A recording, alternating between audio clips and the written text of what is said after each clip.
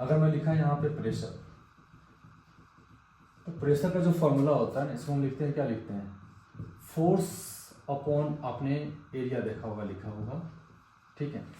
इसको और बेटर मैं लिख सकता हूँ, इसको मैं परपेंडिकुलर फोर्स लगा दूँ, ज़्यादा सही है प्रेशर के लिए, या नहीं तो आप इसको लिखो थ्रस्ट। क्या लिखोगे आप, थ्रस्ट बाई एरिया लिखना ज़्यादा सही है। क्लियर है इतना। और बेटर लिखना है प्रेशर का फॉर्मूला, तो P बराबर हो जाएगा लिमिट A टेंस टू 0 और परपेंडिकुलर फोर्स बाई मैं एरिया लिख सकता हूँ। एरिया जितना कम होता है प्रेशर उतना ज़्यादा होता है। एरिया जितना कम होगा प्रेशर उतना ज़्यादा होगा। A टेंस टू 0 का मतलब क्या हुआ, A की वैल्यू 0 नहीं है, लेकिन जस्ट 0 होने वाला है, या जस्ट 0 हो गया है, ठीक है। इसका हम क्या बोलते हैं, A टेंस टू 0 बोलते हैं कहीं। इसीलिए जो आप देखेंगे कील वगैरह देखेंगे, कील का जो बाहर का पार्ट होता है वो बहुत नुकीला बनाया जाता है। वहाँ के एरिया जितना कम रहेगा प्रेशर वहाँ पे उतना ज़्यादा लगेगा। क्लियर इतना, क्योंकि प्रेशर फोर्स के साथ क्या हो जाएगा, डायरेक्टली प्रोपोर्शनल हो जाएगा, और एरिया के लिए आप देख लीजिए कैसा हो जाएगा, इनवर्सली प्रोपोर्शनल हो जाएगा। कैसा हो जाएगा, इनवर्सली प्रोपोर्शनल हो जाएगा।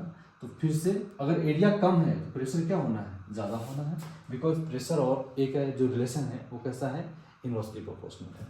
ये हो गया प्रेशर। अब स्ट्रेस क्या होता है वो देखो, स्ट्रेस का फॉर्मूला क्या होता है, यहाँ सिंपल हम लिखते हैं force by area, force by area. तो स्ट्रेस के लिए जरूरी नहीं कि फोर्स परपेंडिकुलर ही लगे, स्ट्रेस के लिए फोर्स किस साइड से भी लग सकता है।